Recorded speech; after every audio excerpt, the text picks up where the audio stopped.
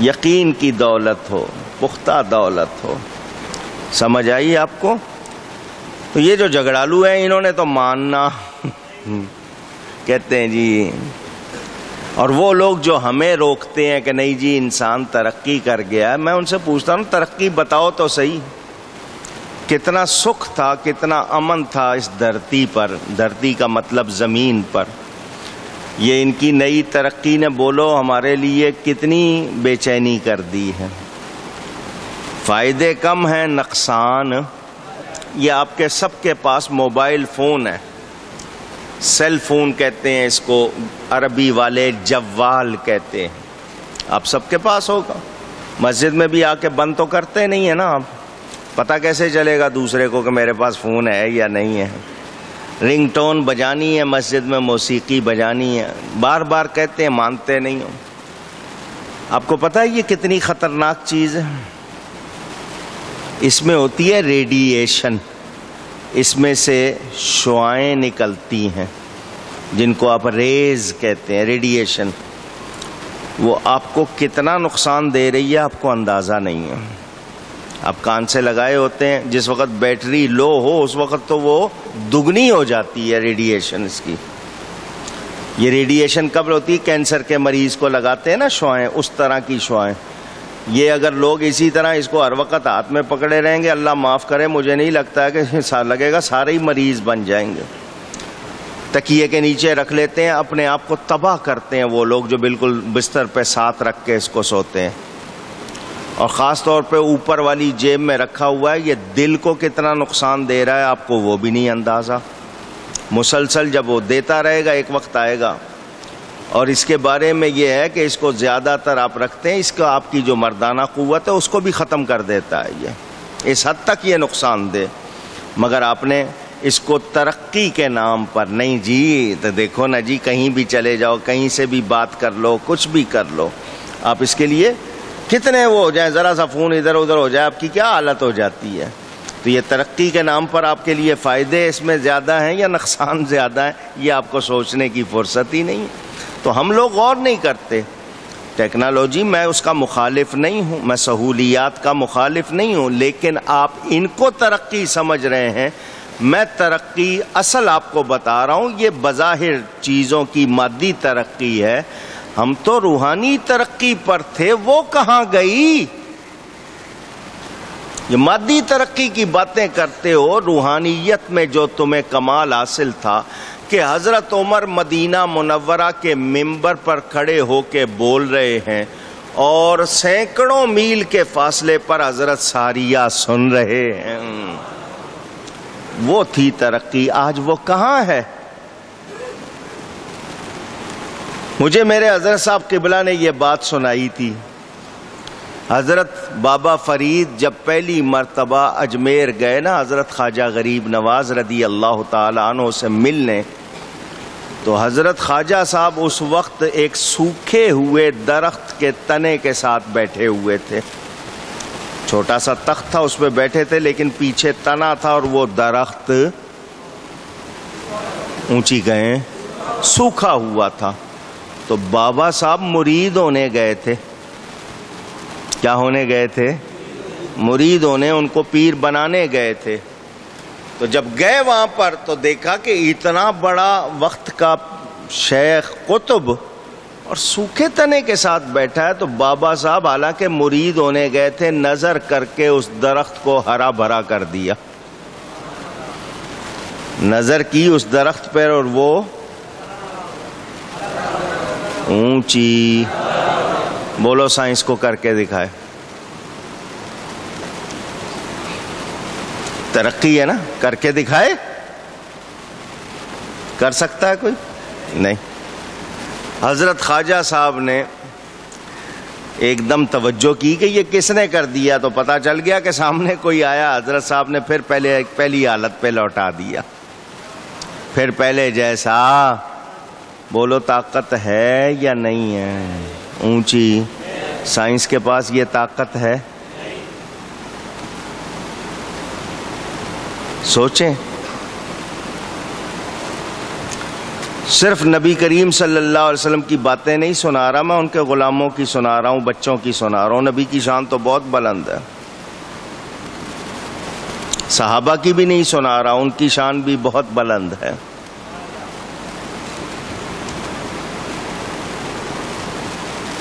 ایک نگاہ کرنا اور سوکھے درخت کو ہرا بھرا کر دینا سائنس کر سکتی ہے؟ تو ترقی وہ تھی یا آج ہے؟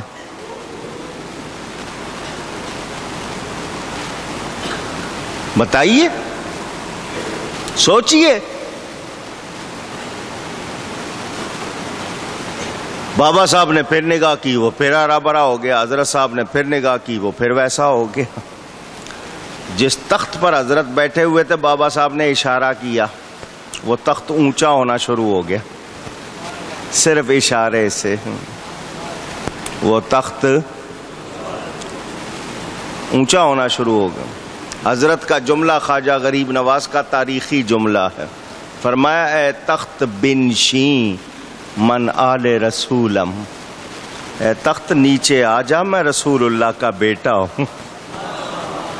تخت کہاں، دماغ کہاں ہے، کان کہاں ہے، کیسے سنا، کیسے سمجھا، سائنس تو اس میں رہے گی۔ وہ تخت نیچے آ گیا، فرمایا میں تجھے مرید نہیں کروں گا، جا میرے خلیفہ کے پاس جا، قطب صاحب کے پاس بھیج دیا حضرت نے۔ لیکن جو بات میں نے آپ کو سمجھانی ہے، ترقی کس کو کہتے ہیں؟ حضرت سیدنا خواجہ محمد بہاؤالدین حسینی نقشبند، خواجہ نقشبند رضی اللہ تعالی، آپ کی ایک مرید تھی خاتون، وہ علاء الدین خلجی کے ہاں ملازم تھی، کنیز تھی، بادشاہ تھا خلجی۔ حضرت کی وہ کون تھی؟ اونچی مرید تھی۔ بادشاہ سے بادشاہ نے کوئی بات کہا، اس کنیز سے پورا نہ ہو سکا، غلطی ہو گئی۔ بادشاہ نے حکم دیا، بڑا سخت بادشاہ تھا، حکم دیا اس کو قطب مینار پر لے جا کر نیچے پھینک دو۔ 250 فٹ اونچا مینار ہے دہلی میں، اوپر لے جاؤ اور اس کو اوپر سے اونچی۔ بادشاہ نے حکم دے دیا، جلادوں نے پکڑا، لے گئے۔ پہلے تو 250 فٹ لے کے اس کو چڑھے، جب اوپر گئے اس نے ان سے کہا کہ مجھے چھوڑ دو، معاف کر دو۔ ان کا جی بادشاہ کا حکم ہے، ہم نے پورا کرنا ہے، معافی بادشاہ دے سکتا ہے، ہم دے سکتے نہیں۔ جب اس کو یقین ہو گیا نا کہ یہ مجھے نہیں چھوڑیں گے، اس نے پیر کو پکارا۔ کس کو پکارا؟ پیر صاحب بخارا میں، روس کا علاقہ جو اب آزاد ہوا ہے، سینٹرل ایشیا جس کو کہتے ہو، وسط ایشیا، یہ آپ جائیں نا ادھر ازبکستان میں بخارا ہے۔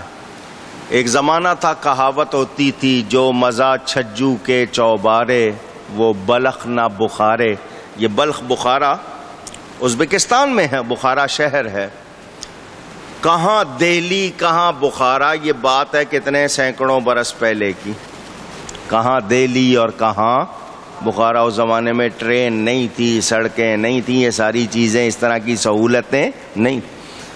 250 فٹ اونچا وہ مینار، جلادوں نے جب پھینکا اس نے آنکھیں بند کر لی، اور کس کو پکارا؟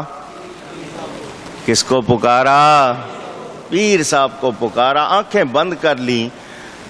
جب اس نے آنکھیں بند کر لی، وہ پھینک چکے، لڑکی نے دیکھا میں کسی کی گود میں ہوں، نیچے آئی ہے لیکن کسی کی گود میں۔ آنکھیں کھولی تو حضرت صاحب سامنے۔ حضرت صاحب، اب یہ جملہ بھی تاریخی ہے، اس نے کہا حضرت جی آپ یہاں، فرمایا تو نے پکارا تھا نا، تو تاریخی جملہ، تو از منارہ آمدی من از بخارا آمدم، تو مینارے سے آئی ہے میں بخارے سے آیا ہوں۔ وہ ترقی تھی یا یہ ترقی ہے؟ جھلک دکھا رہا ہوں آپ کو۔ آپ کہیں گے کہانیاں سناتے ہیں، میں کہانیاں نہیں سنا رہا،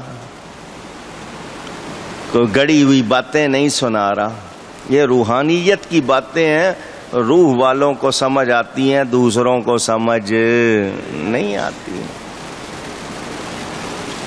یہ سائنس کے کرشمات پر آج ریجھنے والے ہیں. ارے دیکھو سائنس کتنی ترقی کر گئی ہے. کیا ترقی کر گئی ہے؟ میں پوچھتا ہوں جتنی تم نے ترقی کی ہے، جتنی ایجادات بنائی ہیں، آج تم کہہ رہے ہو ٹیکنالوجی بہت اونچی، بجلی ختم ہو جائے یہ کسی کام کی ہے؟ دینا جواب مجھے. بجلی نہ ہو کسی کام کی ہیں یہ اونچی؟ ساری بجلی کی وجہ سے ہے نا. بجلی ختم تو یہ ساری بیکار، کسی کام کی نہیں. تو کہاں ہے تمہاری ترقی؟ جب بجلی نہیں تھی، یہ سب کچھ نہیں تھا، اس وقت کے کمالات پڑھو تو سمجھ آئے گی. چلو انسانی کمالات پہ آ جائے، میں روحانی کمالات پہ نہیں جاتا. چلو میں دنیا کی بات کر لیتا ہوں. پیرامڈ، اہرام مصر، تکونے پتھر دیکھے ہوں گے نا کبھی فوٹو میں. مجھے کوئی بتائے کتنے پرانے ہیں؟ جس کو پتا ہو بتائے.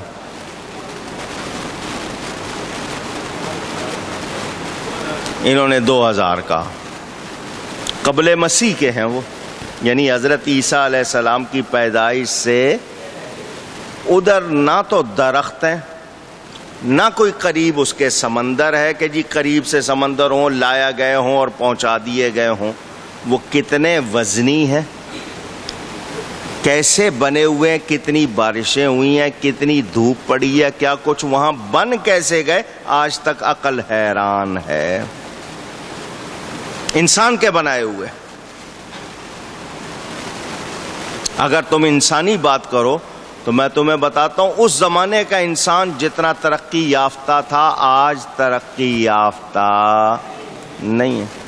یہ جو 7 ونڈرز تھے نا، عجائبات عالم 7، اب تو نئے آ گئے نا، پرانے تو رہے نہیں ہیں.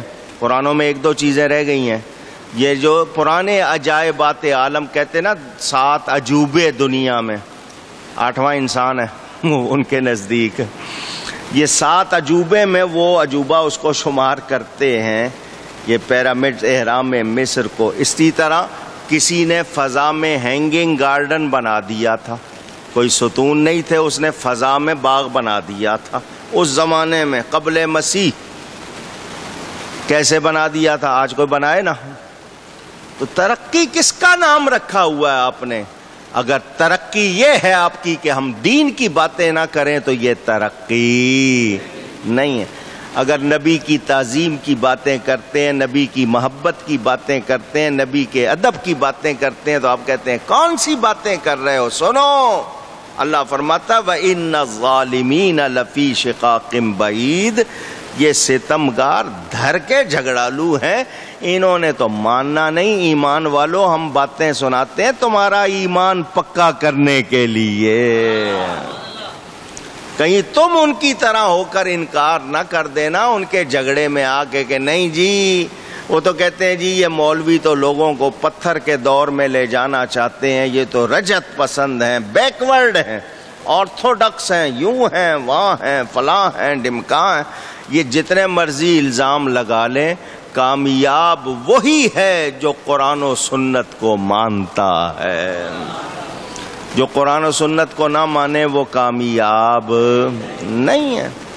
چلو آپ کے نزدیک جاپان نے بہت ترقی کی، جاپان دنیا کے صنعتی ممالک میں بہت آگے چلا گیا، حالانکہ اس پر ہیروشیما پر بم گرا تھا، انہوں نے اسلحہ نہیں اٹھایا، انہوں نے معیشت میں ترقی کی، بہت آگے چلے گئے. بتاؤ سونامی آیا تھا، بچا سکے وہ اپنے آپ کو؟ اونچی کہاں گئی ترقی؟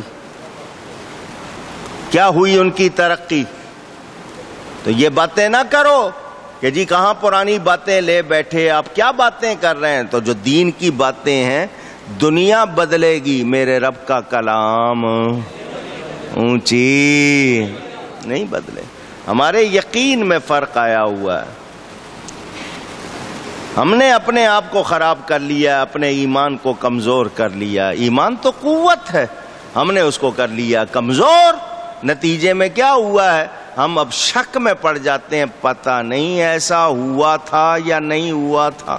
تو جب یہ حالت ہوگا تو بتاؤ پھر کو فائدہ ہوگا؟ دعا کرتے ہوئے بھی آپ کا کیا حال ہوتا ہے؟ یا اللہ میرا تبادلہ ہو جائے، میں گھر جانا چاہتا ہوں تو میرے گھر کے پاس مجھے نوکری مل جائے، دعا بھی کر رہے ہیں ساتھ میں، پتہ نہیں ہوگا نہیں ہوگا، آفیسر تو مانتا نہیں ہے، کیسے ہوگا؟ اور کس سے دعا مانگ رہے ہو؟ کس سے مانگ رہے ہو؟ وہ مجبور ہے، کمزور ہے، معاذ اللہ، اس کے لیے ایسا سوچنا بھی غلط۔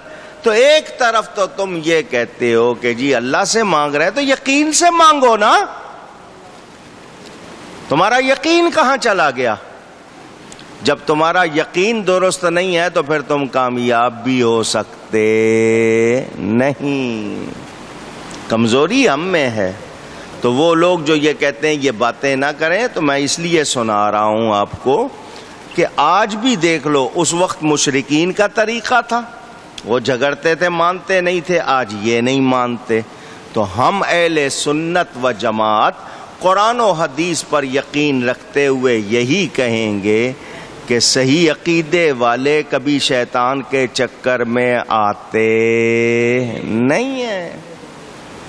قرآن سنا رہا ہوں آپ کو، اللہ فرماتا ہے تاکہ شیطان کے ڈالے ہوئے کو فتنہ کر دے، فتنہ کہتے ہیں آزمائش کو۔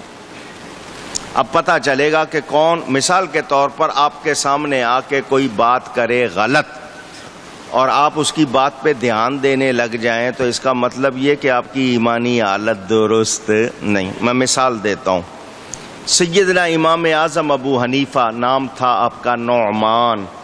ابو حنیفہ کے معنی سیدھے دین والے، حنیفہ نام کی ان کی کوئی بیٹی نہیں تھی۔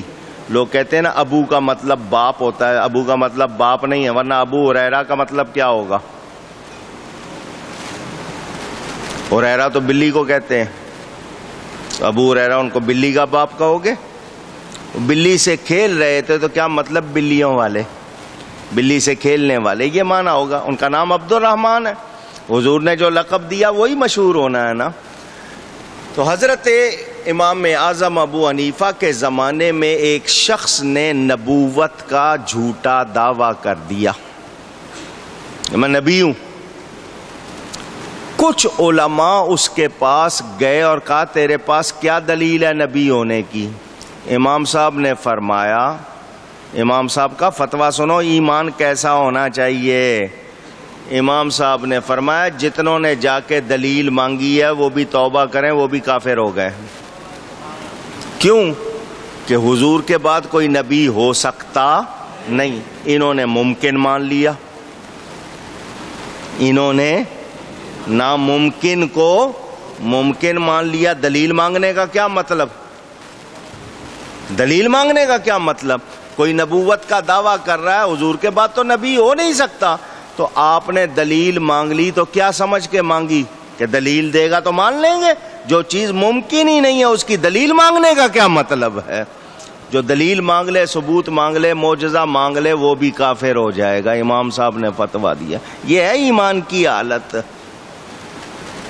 آج کہتے ہیں نہیں دوسرے کو بھی سننا چاہیے، کہتے ہیں نا دوسرے کو بھی سننا چاہیے، موقع دینا چاہیے، فریڈم آف اسپیچ، اظہار رائے کی آزادی۔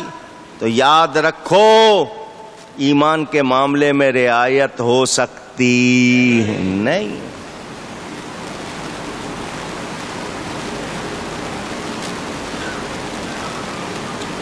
آپ کو یہ واقعہ سنایا تھا، مجھ سے کسی نے شب قدر میں فرمائش کی تھی، فرمائش کرنے والا پتہ نہیں موجود ہے یا نہیں ہے، اس نے فرمائش کی تھی کہ جی یہ واقعہ بھی سنا دیں۔ چلو وہ اگر نہیں بھی ہے میں سنا دیتا ہوں، اگر موجود ہے تو اس کی تسلی ہو جائے گی۔ کتاب کا نام ہے الافاضات الیومیہ، لکھنے والا تھانوی۔ اس کا حوالہ اس لیے کہ دوسرے شک میں نہ پڑے، کہانی نہیں ہے، تمہاری کتاب سے سنا رہا ہوں۔ تھانوی صاحب لکھتے ہیں حضرت شاہ عبد الحق محدث دہلوی رحمت اللہ علیہ، یہ وہ ہستی ہیں جو اس ہندوستان میں حدیث کا علم لے کر آئے، حدیث کا علم انہوں نے یہاں پھیلایا۔ بہت بڑے عالم، بہت بڑے بزرگ ہوئے، مغل اعظم اکبر کے زمانے میں آئے تھے یہ۔ ان کا زمانہ اور حضرت مجدد الفسانی کا زمانہ ایک ہے، اور دونوں حضرت خواجہ باقی باللہ رضی اللہ تعالیٰ عنہ کے مرید ہیں ماشاءاللہ۔ حضرت شاہ صاحب کے بارے میں آپ نے سنا ہوا ہے، یہ اسی کتاب میں لکھا ہے، تھانوی نے لکھا ہے کہ یہ مدینہ منورہ حضور صلی اللہ علیہ وسلم کے روضے پر گئے اور نبی کریم صلی اللہ علیہ وسلم سے جا کر مدینے میں رہنے کی اجازت مانگی کہ حضور میں گھر چھوڑ کے آیا ہوں، وطن چھوڑ کے آیا ہوں، خاندان چھوڑ کے آیا ہوں، مجھے مدینہ منورہ میں رہنے کی اجازت دیں، آپ کے قدموں میں رہوں گا اور یہاں آپ کی مسجد میں آیا کروں گا، روضہ انور کی زیارت کیا کروں گا، مجھے رہنے کی اجازت دیں۔ حضور صلی اللہ علیہ وسلم ان کو خواب میں ملے، فرمایا ہمارا حکم ہے ہندوستان جاؤ اور ہمارے دین کی تبلیغ کرو۔ تھانوی نے لکھا ہے، حوالہ غلط ہو تو جو چاہے سزا دے دینا، کتاب میرے پاس موجود ہے۔ یہ دوسرے دن پھر حضور صلی اللہ علیہ وسلم کے روضے پر آئے، حضور میں سب کچھ چھوڑ کے اس لیے آیا ہوں کہ روزانہ آپ کے روضہ انور کی زیارت کروں گا، مجھے یہاں رہنے کی اجازت دیجیے۔ نبی پاک صلی اللہ علیہ وسلم پھر خواب میں ملے، فرمایا ہمارا حکم ہے ہندوستان جاؤ، سنو یہاں رہتے ہو تو ہماری قبر کو دیکھتے ہو، جب ہندوستان جاؤ گے روزانہ ہم کو دیکھا کرو گے۔ ان کو روزانہ بلا ناغہ زیارت ہوتی تھی، روزانہ۔ ایسے علماء کو حضوری والے علماء کہا جاتا ہے، صاحب حضوری۔ حضور صلی اللہ علیہ وسلم نے ساتھ ہی فرما دیا جب وہاں جاؤ ذرا فقیروں پر نگاہ رکھنا، فقیروں پر نگاہ رکھنا ذرا ان کی طرف۔ یہ جس دن مدینہ منورہ سے نکلے ان کو روزانہ بلا ناغہ زیارت ہونے لگ گئی۔ آپ کو معمولی بات ہے؟ کوئی معمولی بات ہے؟ کتنی بڑی عزت۔ آئے جب دہلی آئے، دلی میں آ کے بس گئے۔ دلی میں باہر مضافات میں، مضافات کا مطلب بستی سے باہر